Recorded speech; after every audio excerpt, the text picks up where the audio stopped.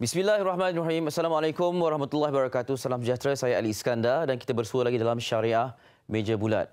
Mengikut statistik Jabatan Perangkaan pada tahun 2018, sebanyak 18,267 rakyat Malaysia mati akibat penyakit jantung koronari. Kalau dibuat pecahan, dalam setiap hari kira-kira 50 kematian dicatatkan. Dan diperincikan lagi, dalam sejam boleh dikatakan ada 2 kematian dicatatkan berdasarkan statistik ini. Sejak kebelakangan ini kita dengar pelbagai kes kematian mengejut dilaporkan, sama ada rakan selebriti ataupun bukan, dan lebih menjadi tumpuan ialah apa yang berlaku selepas berlakunya kematian. Hak seorang isteri selepas berlakunya kematian, terutamanya dalam tuntutan harta pusaka. Jadi hari ini kita akan bincangkan antara lain tentang faraid, dan ini adalah pecahan pembahagian harta pusaka berusi faraid, dan kita akan menumpukan lebih kepada hak seorang isteri. Kalau mengikut faraid, sekiranya si mati tiada anak, pecahannya ialah 1/4. Sekiranya si mati memiliki anak, pecahannya ialah 1/8. Ini antara yang asas, dan banyak lagi perkara yang membabitkan hak seorang isteri apabila kematian suami. Semuanya kita bincang lebih lanjut dalam Syariah Meja Bulat.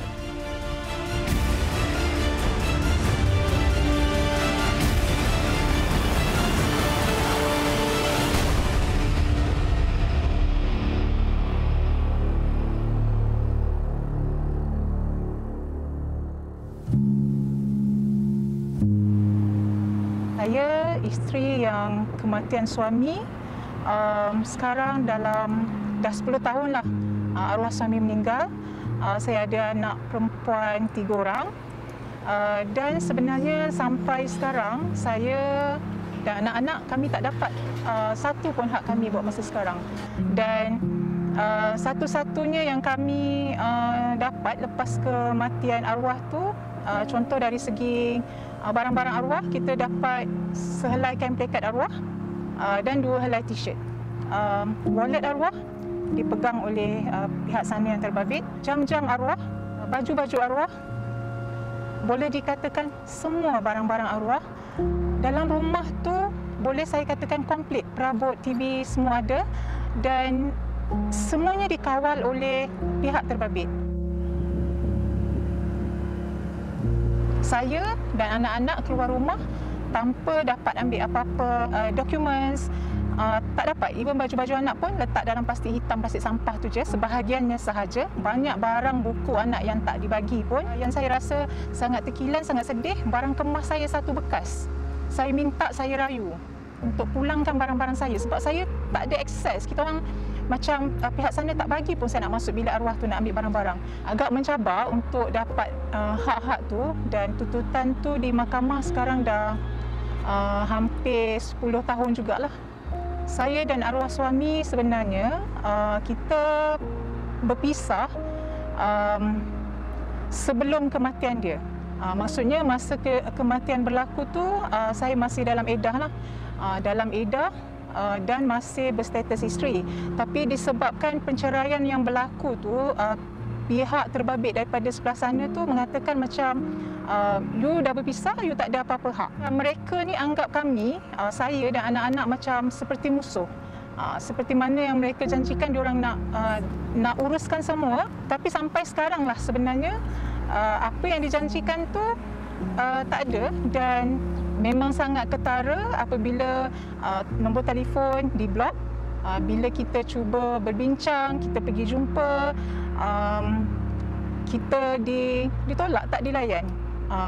Jadi setelah berbincang dengan pihak peguam juga, macam tak nampak jalan. So benda tu perlu dibuat tuntutan di mahkamah sahaja. Itu je jalan yang kita ada.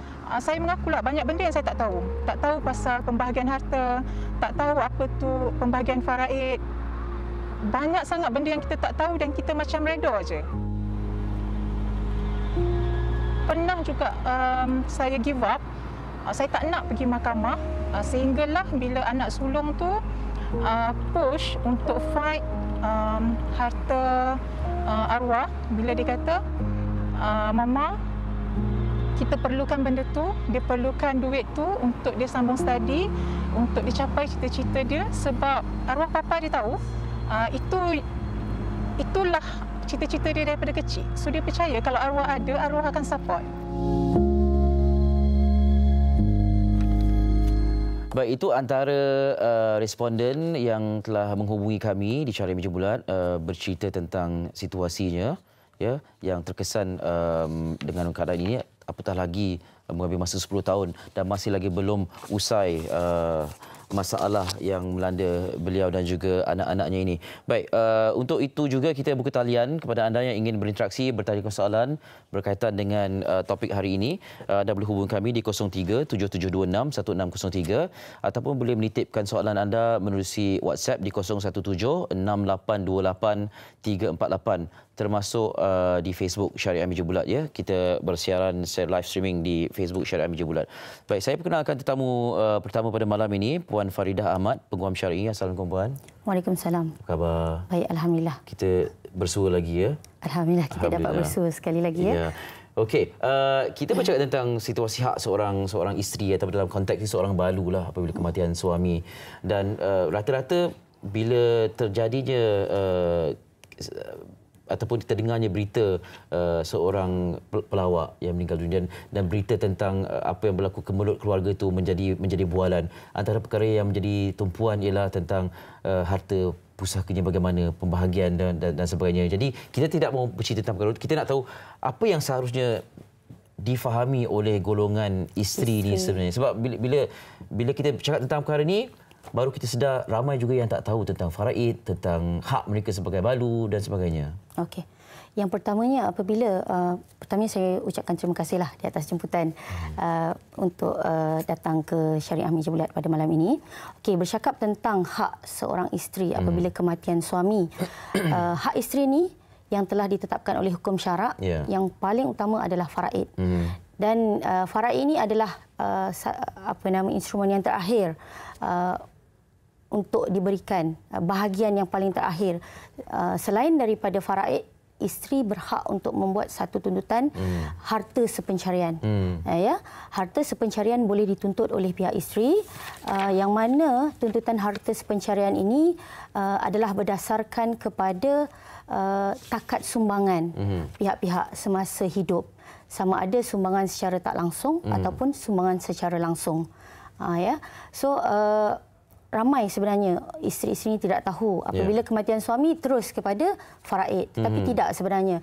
Isteri ini tadi boleh menuntut harta sepencarian sebelum harta tersebut dibahagikan secara faraid oleh ahli waris. Dan pihak-pihak yang perlu disaman. Pihak satu lagi yang perlu disaman adalah ahli waris lah. Ahli waris yang yang bakal menerima harta si mati ni, bakal menerima harta suami lah. Istilah saman tu bukan saman yang dipanggil lah. Dipanggil saman sebab tuntutan harta sepencarian itu dimulakan dengan saman dan juga penyata tuntutan. So kita panggil disaman lah. Ya, biasanya dari segi tuntutan itu boleh difailkan oleh isteri. Siapa ahli warisnya? Biasanya ibu, bapa dan juga anak-anak. Anak-anak si mati ni tadilah. Dan ada setengah-setengah kes mereka bersetuju dan boleh direkodkan dan dijadikan sebagai perintah tuntutan harta sepencarian yang telah difailkan oleh isteri ini tadi. Ya. Jadi perjalanannya agak mudah, singkatlah. So boleh terus mahkamah boleh terus perintahkan, jadikan sebagai perintah untuk dibahagikan antara bahagian isteri dan juga bahagian arwah. Dan bahagian arwah ni tadi yang boleh kita faraidkan kepada ahli waris yang lain. Ya. Tetapi berlaku sebaliknya sekiranya pihak ataupun ahli-ahli waris ini tidak bersetuju. Banyak juga kes-kes yang ahli waris tidak bersetuju terhadap tuntutan yang telah dibuat oleh balu ni tadi. Walaupun ada setengah-setengah kes isteri telah bawa satu deklarasi harta sepencarian atau perjanjian antara suami isteri yang telah dibuat sebelum kematian suami ini tadi, dibawa ke mahkamah untuk disahkan dokumen perjanjian deklarasi tadi, tetapi ahli waris tetap tidak bersetuju. Dan jadi apabila tidak bersetuju, maka perlu melalui proses perbicaraan yang panjanglah. Isteri ini tadi perlu buktikan takat sumbangan dia. Dari segi takat sumbangan ni ada dua yang saya cakap tadilah, takat sumbangan secara langsung dan tak langsung. Langsung ni adalah dari segi dia telah menyumbangkan wang ringgit. Dia bekerja, dapat gaji dan dia sumbangkan wang ringgit untuk contoh rumah. Dia beli rumah 2 nama ataupun hanya diletakkan sebagai 1 nama sahaja, iaitu nama arwah, tetapi dia ada menyumbangkan wang ringgit macam deposit ataupun kadang-kadang dia bagi pada arwah suami untuk bayar top up every month ke macam manalah. So dia ada bukti. Maka dari situ mahkamah boleh menilai takat sumbangan isteri ini tadilah. Okey. Kalau kita mengaitkan dengan situasi responden tadi, Puan Miza, bukan nama sebenarnya, segala harta dan apa saja yang membabitkan harta pencarian dan perkara-perkara lain yang boleh menjadi hak beliau ni dinafikan oleh waris si mati, arwah suaminya, dengan mengatakan kerana mereka ni telah bercerai dan dikatakan tidak ada kaitan dah, jadi tidak berhak. Jadi situasi ini bagaimana? Walhal dimaklumkan bekas suaminya meninggal dalam tempoh edah lagi. Okey. Sebenarnya isteri yang diceraikan dalam tempoh edah dan berlaku kematian suami sama seperti statusnya masih menjadi isteri. Kerana isteri yang di dalam edah, wilayah suami itu masih ada wilayah kepada isteri ini tadi. Tanggungjawabnya masih tertakluk kepada suami ini tadilah. Jadi isteri yang di dalam edah berhak untuk menerima faraid dan juga dia juga berhak untuk mendapat untuk membuat tuntutan harta sepencarian. Dan saya lihat kepada kes tersebut, barang kemas, jam yang telah dihadiahkan oleh pihak suami telah diambil. Sebenarnya tidak boleh kerana hadiah ataupun pemberian suami semasa hidup kepada isteri itu tadi, itu telah menjadi hak milik mutlak isteri. Tidak boleh, sesiapa pun tidak boleh menafikan hak isteri itu tadi. Begitu. Jadi perbuatan mengambil seolah merampas hak dia, itu amat bertentangan dengan hukum syarak. Okey, sekiranya segala dokumen itu berada di pihak waris keluarga arwah suami itu, bagaimana untuk membuat tuntutan itu, dan kerana nak membuktikan itu mungkin barangkali menjadi satu cabaran kepada pihak isteri? Ya, memang sangat mencabarlah. Okey, biasanya kalau macam tuntutan harta sepencarian atau faraid sekalipun, dokumen yang tidak ada dalam simpanan dia, apabila satu-satu permohonan telah difailkan di mahkamah, kita boleh nasihatkan ataupun jalan yang kita boleh buat adalah kita boleh buat satu permohonan penzahiran dokumen. Ataupun kita boleh buat sepina dokumen. Contoh geran tanah. Kita boleh dapatkan salinan geran tanah, tetapi dia mesti tahu di mana alamat tanah tersebut ataupun kalau yang melibatkan harta, melibatkan SMP dan sebagainya, kita boleh sepina salinan daripada pihak bank. Itu adalah jalan yang boleh kita beri kepada Puan Miza tadilah. Bagaimana kalau dokumen-dokumen itu tidak berada dalam tangan dia. Begitu.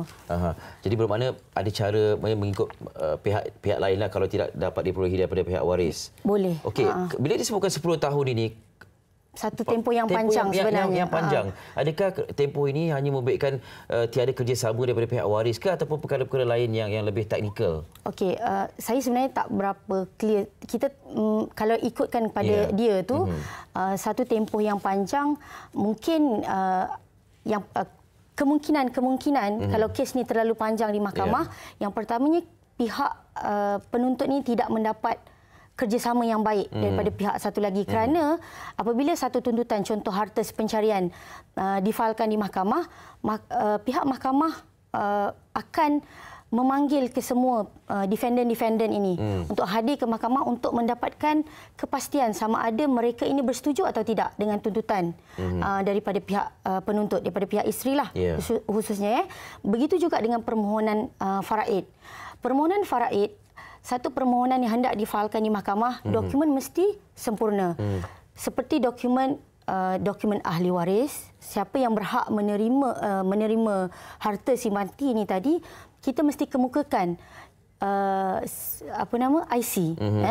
IC si mati ini kalau tak cukup, mahkamah akan tolak permohonan. Jadi mungkin saya nampak benda tu 10 tahun ni daripada kematian suami sehinggalah mungkin sekarang prosiding yang dia perlu lalui itu mungkin melibatkan dari segi untuk mendapatkan dokumen yang cukup. Kemudian melalui prosiding di mahkamah itu juga sebutan dan juga pengurusan kes itu pun melibatkan tempoh masa. Sebab biasanya mahkamah ni dalam satu sebutan ke satu sebutan yang lain mereka ada satu tempoh. Contoh kalau kes yang tak terlalu mendesak, diorang akan bagi satu tempoh 1 bulan untuk melengkapkan dokumen. Kalau tak lengkap kena ada satu sebutan yang lain dan sebagainya. Kita melihat apa yang dapat kami baca daripada perkongsian Puan Miza ni ialah pihak waris itu tidak mahu langsung berhubung setiap blok panggilan telefon dan sebagainya. Jadi tidak ada kerjasama diberikan. Jadi ada cara lain untuk mendapat haknya. Kalau tidak dapat langsung kerjasama, adakah boleh dilihat sebagai penghina mahkamah ke ataupun macam mana sebenarnya? Okey, dari segi prosiding mahkamah mahkamah kalau kita tak failkan kes dan kalau kita tak menuntut, mahkamah tak tahu. Jadi kalau kita lihat kepada kes tersebut, sekiranya pihak-pihak yang disaman itu tidak mahu hadir ke mahkamah, biasanya mahkamah akan keluarkan satu notis beramaran. Dan kalau tidak ada, kalau dia tidak hadir juga, pihak yang menuntut tadi boleh mengeluarkan satu waran tangkap kepada pihak yang disaman tadilah. Kecuali dalam keadaan dalam keadaan saman itu telah sempurna diserahkan, sebab dokumen itu perlu diserah sampaikan kepada pihak satu lagi. Dan kalau pihak penuntut ni tadi boleh membuktikan bahawa dokumen itu telah sampai, maka mahkamah boleh meneruskan kes tanpa kehadiran pihak satu lagi itu sebenarnya. Dia boleh mendengar perbicaraan sebelah pihak tanpa kehadiran pihak yang disaman tadi. Asalkan dapat dibuktikan dokumen itu disampaikan kepada pihak satu lagi lah, dan satu affidavit penyampaian perlu difailkan kepada mahkamah. Mahkamah puas hati, maka tidak perlu kehadiran pihak satu lagi. Dan tidak perlu membabitkan mana-mana pihak lain? Tidak perlu. Langsung tidak perlu? Tidak perlu. Okey, baik. Puan, kita berehat seketika. Kita nak sambung cerita ini dan barangkali anda juga mempunyai situasi yang sama. Kalau boleh, kongsi dengan kami melalui WhatsApp 017-6828-348 ataupun boleh hubungi kami melalui panggilan telefon 03-7726-1603 dan kita akan mendapatkan pandangan buah fikiran daripada panelis kita. Seorang lagi akan tampil dan kali ini kita juga akan bercerita tentang bagaimana seorang lelaki sebelum anda bergelar suami, apakah persiapan anda untuk memastikan sekiranya ada perkara-perkara yang tidak diingini berlaku, isteri anda terbela nasibnya. Selepas ini dalam Syariah Meja Bulat.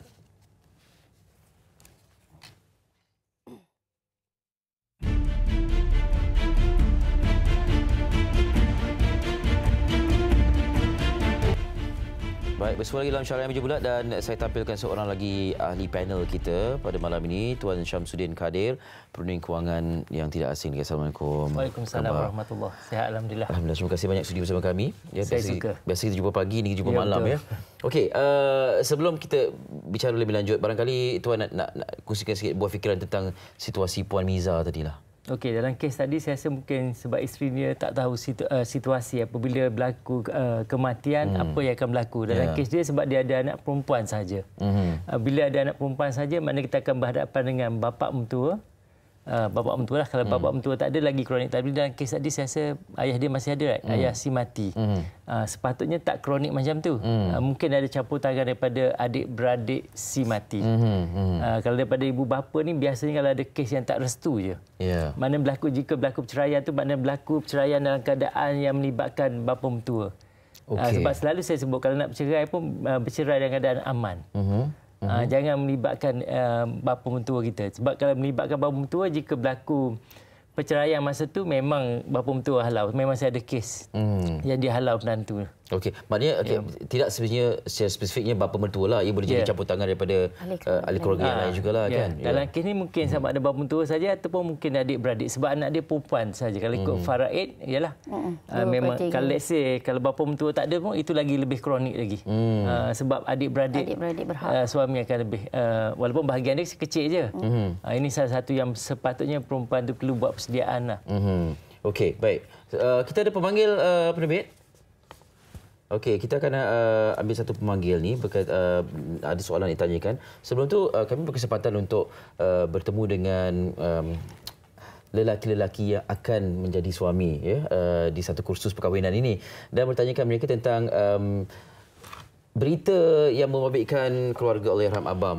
Apa yang mereka pelajari daripada berita itu dan apa persiapan yang mereka lakukan sebagai seorang suamilah nanti. Ini kita saksikan. Berdasarkan situasi arwah Abam, sebagai seorang lelaki yang bakal menjadi suami, apa yang anda belajar daripada situasi tersebut? Arwah Abam dia, apa yang dapat saya belajar dia adalah dia macam perkara-perkara yang kita itu benda-benda dalam selimut benda-benda yang dalam selimut yang tak patut orang luar tahu kan. Jadi kita patut selesaikan, pertama sekali kita patut selesaikan secara dalaman lah. Kita jangan ambil orang luar sebagai perantara ke apa ke, yang seelok-eloknya jangan bagi orang luar tahu dulu lah. Sebagai seorang suami memang kena bertanggungjawab untuk menyediakan hibah dan juga apa-apa kelengkapan semacam wasiat kepada keluarga lah supaya tidak berlakunya perselisihan faham antara keluarga. Produk hibah lah. So at least kita tak mampu untuk simpan, tapi kita hibah ni kita dah sediakan harta tu untuk waris. Dia ada bagi spesifik. Kalau kita tiba-tiba meninggal, lepas tu without apa-apa dia jatuh pada hukum faraid, dia wasiat. Saya rasa penting selalu kena fikir ke hadapan lah. Usually siapa mati, especially in this case. So that's why saya rasa maybe buat will, buat wasiat cepat apa semua. Sebab benda ni sekejap je. Ya, rata-rata mereka tahu tentang situasi ini, apatah lagi mengambil iktibar daripada apa yang telah dikhabarkan dengan begitu berluas sekali tentang situasi arwah Abam ini. Baik, sebelum kita bincang lebih lanjut tentang persiapan seorang suami dan juga isteri dalam hal ini, kita ambil pemanggil dulu. Ada pertanyaan yang diajukan. Hello, Assalamualaikum. Waalaikumsalam. Ya, Encik Ahmad ya? Ya, saya. Silakan dengan soalannya. Okey, saya nak tanya, ini berkaitan dengan rumah warisan lah. Okey, bekas kakak ipar saya, ingin menuntut hak dia di dalam rumah tersebut. Okey. Maksudnya rumah tu daripada arwah bapa saya bagi kepada arwah abang. Lepas abang meninggal, bekas kakak ipar saya ingin menuntutlah dia punya pembahagian tu. Okey. Pasal benda tu dah difaraidkan. Oh, dah difaraidkan? Dah difaraidkan. Okey. Jadi nama dia ada masuk di dalam faraid itulah. Tetapi bekas kakak ipar saya tak pernah bayar pun satu sen di rumah. Okey. Baik. Itulah soalan saya. Okey, sebentar ya. Puan ada soalan nak ditanyakan kepada Cik Ahmad ataupun boleh jawab terus? Okey, rumah tu tadi telah daripada bapa, kemudian bapa telah serahkan kepada suami, kepada abang Encik Ahmad ya. Telah ditukar nama kepada abang Encik Ahmad, betul? Betul. Okey, saya dah faham dah. Okey, tuan ada soalan tanya? Saya rasa okey, clear. Okey, baik. Encik Ahmad dengarkan jawapannya. Okey, terima kasih. Okey, sama. Silakan. Okey. Apa hak isteri ni? Itu hak isteri lah. Sebab dari segi hak isteri ni tadi terhadap rumah, apabila harta itu telah diturunkan kepada suami yang telah meninggal, maka hak isteri memang ada di situ. Hak isteri ni tadi berhak untuk mendapat faraid kepada rumah yang telah diperturunkan daripada bapa mereka tadi. Okey. Jadi memang ada hak kepada rumah tersebut. Okey, baik. Saya nak tanya, misal kata rumah itu sekadar diletakkan nama abang saja, tapi rumah itu adalah bilik keluarga. Adakah benda itu boleh berlaku dan adakah boleh juga diambil hak di situ? Ya, sebab pemilikan itu apabila telah berlaku pemilikan kepada suami ni tadi, maka ianya adalah diiktiraf sebagai harta si mati. Maknanya bukan harta keluarga. Bukan harta keluarga lah. Tapi disebutkan rumah warisan, maknanya tidak. Okey, itu banyak kejadian berlaku begitu. Sebab biasanya bila abang ni meninggal, barulah timbul isu kata itu adalah rumah warisan, rumah pusaka, kakak ini tidak berhak dan sebagainya. Walaupun rumah itu diperolehi daripada tok nenek mereka, apabila telah diserah milik kepada arwah ni tadi, kepada suami, maka isteri ni tadi berhak terhadap faraid. Dan sekiranya rumah itu dibangunkan dalam tempoh perkahwinan, contohlah mula-mula dia dapat rumah daripada bapa ni tadi, rumahnya besarnya 70 kali 50. Okey, dalam tempoh perkahwinan mereka besarkan jadi 80-40. Ada pembangunan di situ. Dan pembangunan tadi isteri pun ada sumbangan kepada pembangunan. Maka isteri ni tadi boleh membuat satu permohonan di mahkamah terhadap harta sepencarian kepada pembangunan yang telah dibuat di rumah tersebut. Kalau tidak, faraid lah. Kalau tidak, faraid sahaja. Okey, bermakna dalam kata lain, kalau seorang ayah tu mewariskan rumahnya kepada mana-mana anak lelaki itu, dan nama itu ditukar kepada anak lelaki itu akan menjadi hak anak lelaki itu. Hak anak lelaki itu. Dan isterinya akan ada bahagian di situ. Akan ada bahagian di situ. Okey, baik. Isteri dan juga kalau ada anak, anaknya pun ada bahagian di situ. Okey. Tuan nak tambah sikit? Saya rasa sama. Sebab kalau harta itu diberikan sebelum kahwin, tapi tak dibuat perubahan, memang dia berhak hanya untuk faraid saja. Tapi sebab kalau rumah itu dah diubah sesuai, dia berhak juga untuk harta sepiarian. Sama. Maknanya risikonya juga ada risikolah kalau letak nama, walaupun mungkin keluarga saya ni wakil saja. Dia kena ada dokumen lain sebagai pemegang amanah sepatutnya. Kalau dia sebagai pemegang amanah, maknanya boleh pihak lain boleh pertikaikan. Ya, banyak berlakunya sebab ibu ni, ayah ni akan letak anak sulung sebagai pemegang amanah, tapi tidak ada dokumen hitam putih. Itu yang banyak berlaku di luar sana. Bila mati kata ni harta ayah kami wakil kat dia untuk sebab yang lagi kecil-kecil lagi. Tapi sebab tidak ada dokumen hitam putih, mahkamah akan lihat nama siapa atas tanah tu. Ikut akta kanun tanah negara. Kanun tanah negara, dan benda tu tidak boleh disangkal oleh sesiapa. Pemilik atas nama atas tanah itu adalah pemilik mutlak. Pemilik mutlak. Ya. Melainkan adanya perbincangan dan adanya dokumentasi. Ya, betul. Okey. Kalau ada lagi soalan boleh ajukan kepada kami dan kita dapatkan pandangan daripada pakar-pakar kita ni. Tuan Syamsuddin, sekarang ni kita bercakap tentang apa yang berlaku terutamanya kepada isteri yang tidak bekerja kan. Kita nak elaklah seboleh-bolehnya keluarga waris si mati itu memperlakukan sedemikian seperti mana yang berlaku pada Puan Miza tadi. Tapi kita tak boleh jangka itu akan berlaku. Jadi apa yang suami ni harus persiapkan sebelum berkahwin dan dalam perkahwinan sekiranya berlaku apa-apa tragedi? Okey, satu benda yang sebelum dibuat kahwin, maksudnya masa nak kahwin tu kan ada wan hantaran. Wan hantaran tu patutnya digunakan supaya bakal isteri tu boleh beli sebuah rumah walaupun flat. Sebab kita tak tahu jodoh kita berapa lama. Dan kita tak tahu masa mati tu isteri kita tu, yalah rumah tu dapat macam kita tadi 10 tahun pun. Tu dah kena halau dah. Jadi mana wang hantaran tu jadikan sekali isteri kita bekerja mungkin masa permulaan nak kahwin tu. Jadi down payment tu untuk down payment wang muka untuk rumah. Rumah tu atas nama isteri. Dan kena pastikan kalau boleh juga isteri kita ada sebuah rumah atas nama dia sendiri walaupun flat. Sebab kita takut apabila berlaku kematian kita, waris-waris kita menyekat isteri kita tu daripada menggunakan ataupun menghalau. Terutama bagi isteri yang kalau kita esok kahwin hanya ada anak perempuan saja. Dan ayah kita dah tak ada, maka adik-beradik kita seibu sebapa terutamanya berhak ke atas rumah itu juga. Itu yang jadi susah sebab kalau isteri nak jual pun tak boleh, adik-beradik halang dan sebagainya. Dan yang keduanya kalau dah berkahwin, sebagusnya sebahagian duit memang atas nama isteri lah. Sebab jangan isteri, kalau terutama isteri rumah, kita biarkan suami kita yang uruskan semua. Ada kes yang berlaku di Taipei ni yang dah 30 tahun lepas. Isteri dia suri rumah. Tapi apabila suami dia bagi belanja, dia jimat sebahagian duit tu untuk simpan.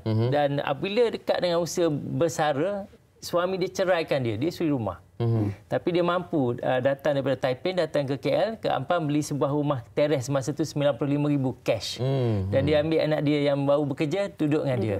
Tapi kalau dia tak buat persiapan macam tu, itu yang salah satu yang berlaku. Mana bila berkahwin pun isteri memang kena ada sebuah harta atas nama. Dan satu lagi kalau berkahwin juga suami kena pastikan penama. Dulu nama mak kita. Jadi apabila dah kahwin, kita kena masuk dua dah. Letakkan bahagian mak kita untuk bahagian faraid dia. Contoh bahagian mak kita 1/6. 16.7%. Kalau ayah kita dah tak ada, kalau ayah ada, ibu 16.7, ayah 16.7, baki tu letak nama isteri. Kalau letak nama isteri semua, kesian pula kepada mak. Banyak kes jadi mak bapak tak dapat. Letak nama mak bapak kita, isteri kita habis dengan anak-anak. Jadi penama memang kita kena semak, mesti kena ada nama isteri kita juga dengan anak-anak. Ada beberapa poin yang Okey, saya tambah sikit. saya suka pada penama tadi. Biasanya dalam realiti kita sekarang ni lah, penama ni sebenarnya hanya diberi kuasa untuk menuntut contoh seperti KWSP, wang tabung haji dan juga insurans. Biasa 3 benda ni lah yang diletakkan penama kepada siapa. Pemilik harta ni tadi meletakkan penama, contoh kepada isteri, kepada mak, kepada anak. Mereka-mereka ni tadi hanya sebagai penuntut untuk menguruskan, untuk mendapatkan dan menguruskan dan membahagikan kepada ahli waris yang berhak. Bukan totally, kalau penama tu kata 1/6 atau 30%. Contoh saya ambil KWSP, 30% kepada isteri, 30% kepada anak, 30% kepada ibu.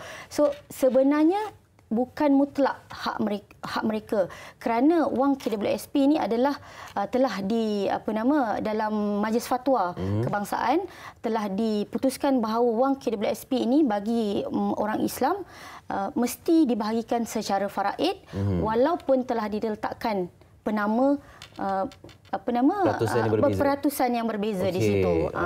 Kena bahagi juga. Ya, okey. Saya tertarik juga Tuan Syamsi sebutkan, maknanya wang hantaran itu sendiri dah kena diputuskan itu. Ya, betul. Setidaknya boleh jadi satu pelaburan untuk isteri. Ya, betul. Sebab banyak sekarang orang kahwin dia lebih suka menghabiskan 40,000, 60,000, 80,000 untuk tata 4 jam je. Lepas tu tata tu untung.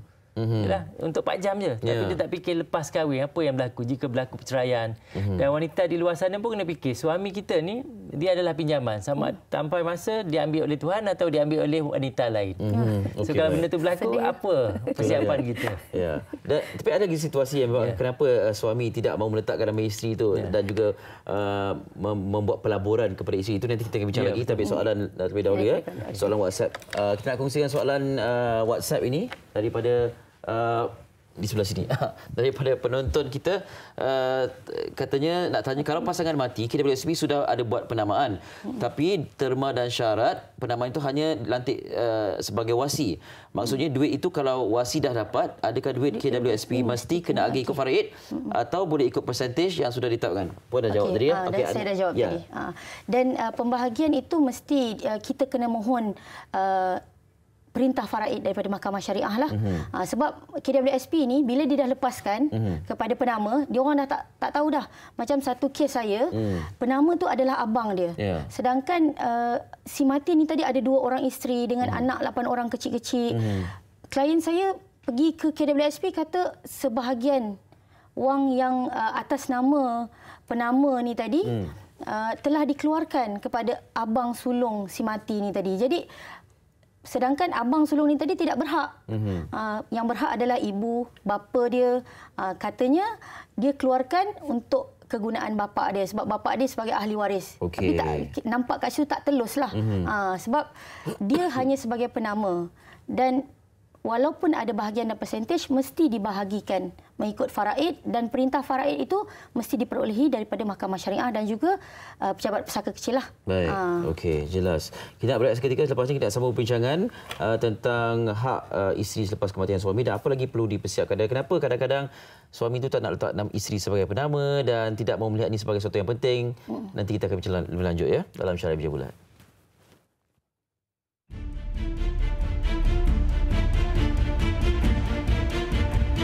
Baik, bersua lagi dalam Syariah Meja Bulat dan kita nak berbalik kepada aspek kematian mengejut ni yang disebutkan dalam statistik Jabatan Perangkaan pada tahun 2018. 18,000 lebih dicatatkan pada tahun berkenaan dan pastinya perangkaan itu lebih kurang sama menjelang tahun yang mendatang.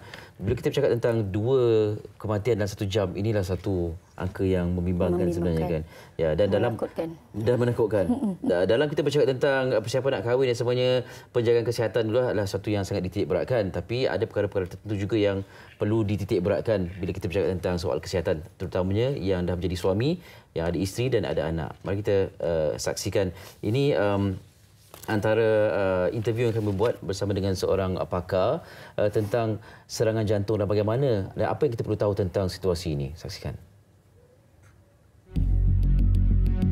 Ada banyak sebab mengapa kita boleh mati mengejut dalam usia yang muda macam inilah. So salah satu yang paling penting ialah serangan jantung. So, serangan jantung merupakan satu fenomena yang memang dah lama wujud, tapi ramai di antara kita tidak mengedahkan simptom-simptom serangan jantung yang awal. Simptom serangan jantung ialah of course yang paling penting sakit dada yang kuat. Sakit dada tu akan dia datang dengan kadang-kadang sesak nafas, ada berpeluh. So bila ada ketiga-tiga simptom ni, cepat-cepat pergi klinik berdekatan atau hospital yang berdekatan untuk dapatkan rawatan lebih lanjut. Apa yang doktor akan buat? Dia akan buat satu, kita panggil ECG. Maknanya kita tengok rentak jantung dengan tengok sama ada masalah sempit atau sumbat kat saluran darah jantung. Lepas tu kita boleh buat beberapa ujian lanjut seperti ujian senaman, stress test kita panggil, untuk cek kesihatan jantung. Kalau ujian-ujian saringan awal dibuat lebih awal, dan of course kita dapat, kalau ada masalah kita boleh dapat awal, kita boleh rawat lebih awal. So masalah untuk kematian mengejut akan dapat dikurangkan. Punca sakit jantung sebenarnya banyak. Okay? Yang paling penting ialah asap rokok. So perokok mempunyai risiko yang lebih tinggi. Kita katakan 50% lebih tinggi daripada orang bukan perokok untuk mendapat serangan jantung. Di antara perkara lain ialah seperti masalah penyakit darah tinggi, kencing manis, kolesterol tinggi, penyakit buah pinggang. Yang semua penyakit ini boleh juga meningkatkan risiko untuk mendapat serangan jantung. Ya, saranan dan nasihat yang biasa kita dengar, tapi kadang-kadang kita terlepas pandang kerana kita terlalu gairah ya dengan kehidupan, dengan kerja dan sebagainya. Jadi jaga kesihatan. Ini salah satu juga tanggungjawab persiapan kita sebagai suami untuk kebaikan keluarga kita. Baik, Tuan Syamsuddin, tadi kita ada sebutkan tentang persiapan suami ini. Kena persiapkan di awal, seawal-awal hantaran perkahwinan ya, tu. Dan barangkali ada satu argument yang mengatakan kalau apa-apa berlaku pada saya, isteri itu mungkin akan berkahwin lain. Jadi dia akan terbela, mau tidak mau dia akan terbela. Jadi apa komen tentang situasi ini? Jadi tak perlu nak dilaburkan kepada dia sebegitu rupa. Okey, sebab kalau kita ada satu harta mungkin kita, tapi saya tengok lelaki ni kurang macam tu. Kalau perempuan je. Kalau kita tengok 90% lelaki dia buat wasiat, dia akan mewajibkan nama isteri ada dalam tu. Tapi 70% wanita yang buat wasiat dia mengharamkan nama suaminya ada dalam tu. Okey. Dia terbalik pula. Tapi yang lelaki pun betul, memang ada yang menafikan, seperti mana ada kes yang isteri datang mengadu ni, kata duit suami dia 800,000. Tapi nak pergi bercuti mana, memang suami akan guna duit isteri. Isteri dia bisnes part time je. Dia tak akan guna duit. Dia kata tak apa, nanti saya mati you dapat. Sekarang tak payah. Nanti lepas saya mati. Isunya itu yang jadi kan. Jadi isteri memang tak ada duit. Memang semua bergantung atas nama suami. Dan ada setengah isteri pula dia buat apa? Dia kata tanggungjawab untuk menanggung nafkah adalah suami. Betul, sewaktu dia masih hidup. Kalau dah mati. Dan ada banyak wanita yang tidak ada akaun simpanan di bank pun tak ada. Tidak ada akaun simpanan? Ya. Okey. Baik, sampai begitu sekali. Ya. Jadi apa yang perlu, tadi di luar siaran Tuan ada sebutkan, isteri perlu belajar atau perlu diberi kepercayaan untuk mengendalikan, mengurus kewangan rumah tangga juga. Dia ada dua. Kadang-kadang suami tak bagi sebab isteri tak nak menguruskan. Ada setengah, tapi ada setengah kes yang suami memang bagi isteri menguruskan. Bagi saya benda ni, isteri pun kena mengambil langkah untuk berdikari. Sebab suatu hari nanti sama ada dia pergi dulu atau suami dia pergi dulu. Dan dia kena tahu kos. Bila dia menguruskan bayaran rumah apa, dia tahu berapa kos bulan dan dia boleh berfikir tu. Kalau suami aku mati ni, mana aku nak dapat duit untuk tanggung ni? Dia akan jadi terdetik berfikir. Tapi kalau suami uruskan semuanya, dia tak fikir. Apabila berlaku baru dia dah nak ambil duit. Ada setengah orang apabila suami mati, hilang punca lah. Dalam poket RM1 pun tak ada. Itu yang jadi. Dia dah tahu apabila berlaku kematian, dia tahu akan harta dibekukan. Tambah lagi lah harta lebih 2 juta. Kena pergi ke mahkamah tinggi. Itu benda tu kalau dia tak tahu lagi teruk. Dan dia ingat apabila mati semuanya dapat diselesaikan semudah cepat. Sebenarnya banyak proses yang perlu dilalui lah. Jadi itu kena cara dan kena mula ketika suami itu masih hidup supaya taklah perlu start from zero. Betul. Lepas suami mati. Dan sekurang-kurangnya kena ada sebuah harta atas nama kita sendiri. Bukannya kereta, biar hartanah. Kalau rumah flat pun tak apa. Kalau walaupun tak duduk rumah sana, kita boleh sewakan jika dalam kes dihalau oleh keluarga suami ke, ataupun ada halangan-halangan lain yang mungkin kita tak fikir ketika ini. Okey. dan nama itu atas nama isteri itu. Ya, saja. Jadi kalau yang bekerja pun sama. Isteri yang bekerja di sana, kita kan mampu untuk ambil pembiayaan sendiri, ambil sebuah rumah walaupun suami dah sediakan. Dia kata, sebab ramai pun kata nafkah kan suami dia tanggung. Betul, selagi mana dia suami kita, kalau dia dah menceraikan kita, itu pun satu. Dan banyak perempuan ni tidak mengambil tindakan untuk tuntut harta pencarian lepas suami mati. Dia terus pergi ke pejabat pusaka kecil, dah faraid saja. Lepas dah berlaku faraid, dia dah tak boleh nak ulang balik dah. Ya, maknanya faraid dia dah bagi tu memang tak boleh nak patah balik lah. Maknanya jangan terus ke faraid lah. Kan? Sebab itu yang saya cakap tadi.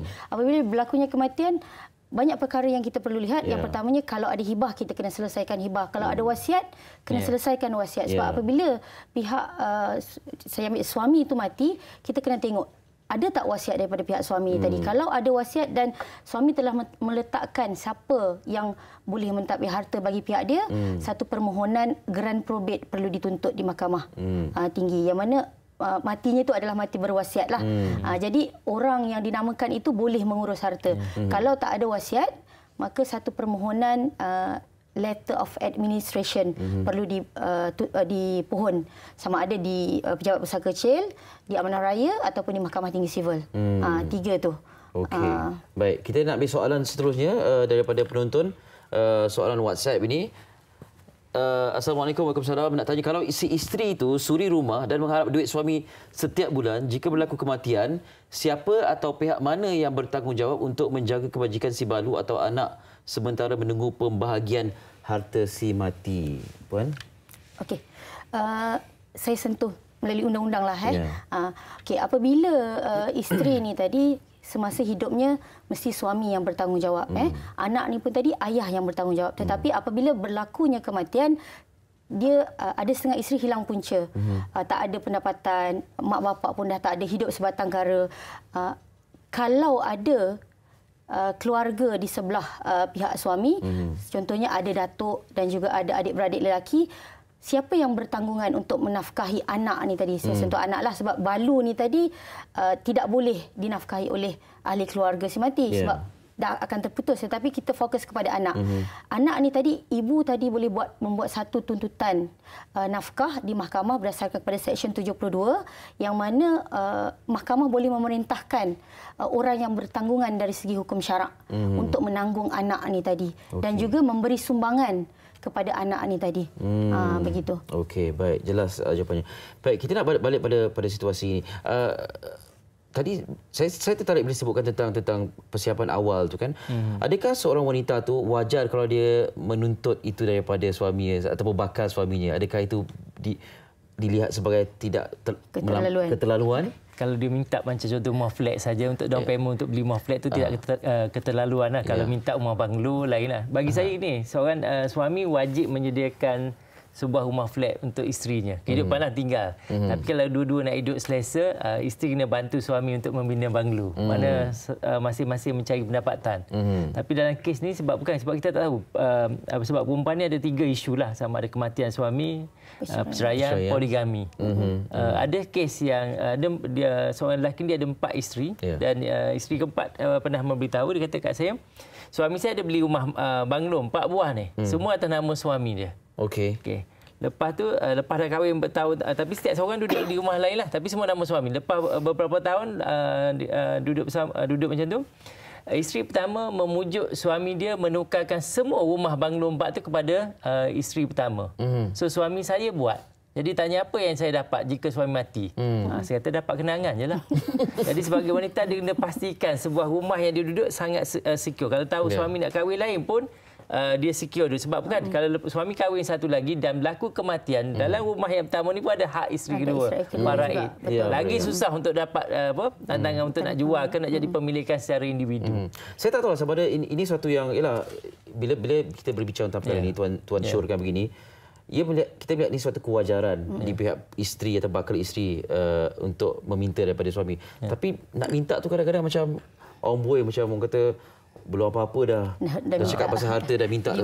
Ada cara yang berhemah untuk bercakap tentang perkara ini supaya suami itu tidak tersinggung dan tidak melihat yang bakal isteri itu mata duitan ke, dah nak tengok harta ke? Perkara pertama saya rasa bakal isteri itu boleh sebut bang, kalau ikut dari segi harta faraid, kalau jika berlaku sesuatu kat abang, saya dapat 12.5%. Iaitu saya dengan anak abang nanti akan duduk bilik bibik dan bilik toilet saja. Master bedroom, living hall milik mak ayah abang, iaitu 33%, dua orang. Bahagian saya dengan anak tu, bahagian saya bilik bibik je. Dan maksudnya saya mungkin dihalau lah. Kalau anak kita perempuan saja, adik-beradik abang mungkin menghalaukan saya. Jadi untuk selamatkan itulah. Mana down payment tu okey tak apa. Down payment apa bagi, tapi rumah tangga saya bulan-bulan saya nak bayar pun tak apa. Dan bulan-bulan dia bayar tak apa. Masa dia kerja, tapi kalau suami tu mampu, dia bayarlah bulan-bulan. Kalau tak mampu tak boleh sewakan kepada orang lain. Jadi jika rumah yang main yang dia orang duduk yang nama suami ni berlaku apa-apa, sekurang-kurangnya perempuan ada sebuah rumah. Ataupun tidak, dia buat hibah bersyarat. Maksudnya kalau suami tu mati baru isteri dapat. Tapi kalau isteri mati dulu, bak kat aku balik. Dia ada hibah bersyarat. Bukan tukar terus nama. Kalau tukar terus nama ni, kita mati ke, kita bercerai ke, dah jadi hak milik isteri. Itu macam deklarasi harta perceraian. Deklarasi harta perceraian dengan hibah, kalau untuk lelaki baik hibah. Tapi kalau untuk wanita baik deklarasi harta perceraian. Sebab deklarasi harta perceraian ni, jika berlaku perceraian, poligami ataupun kematian, rumah tu jadi hak milik isteri. Baik. Dia ada sudut kelebihan berbeza untuk suami dan isteri. Tengok yang mana yang lebih pandai. Tapi benda tu perlu disahkan juga di mahkamah. Sama ada hibah, wasiat dan juga deklarasi harta pencarian. Ketiga-tiganya mesti disahkan oleh mahkamah syariah. Barulah boleh dibuat tindakan sama ada tukar nama dan sebagainya. Dan untuk yang saya bagi sikitlah tambahan, bagaimana cara persediaan suami kalau kematian beliau. Pertamanya boleh dihibahkan, terutamanya dari segi kalau ada anak perempuan sahaja. Okey, baik. Puan, kita sambung selepas ini, kita berehat seketika. Lepas ini kita akan kembali dan syarah meja bulat rumusannya sekali nanti.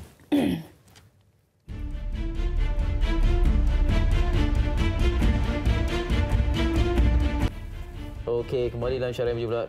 Kebetulan cantik ada promo Mahligai Cinta sebelum. Okey, dalam meraihkan Mahligai Cinta itu, ini antara tanggungjawab harus kita penuhi. Puan nak sambung sikit tentang apa yang disebutkan tadi? Ya, okey, persediaan suami kalau sebelum berlakunya kematian. Yang pertamanya, suami boleh buat hibah, dokumen hibah, wasiat dan juga deklarasi harta pencarian lah. Sebab terutamanya bagi keluarga yang mempunyai anak perempuan.